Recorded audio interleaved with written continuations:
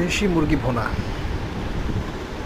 দেখলেই মুখে লোল এসে পড়ে। আপনারা দেখতে থাকুন, দেখবেন যদি খেতে ইচ্ছে না করে শেষ পর্যন্ত দেখুন ভিডিওটি দেখুন, এবং যদি ভালো লাগে একটা সাবস্ক্রাইব বাটনে ক্লিক করে দিন। ধন্যবাদ গাইস।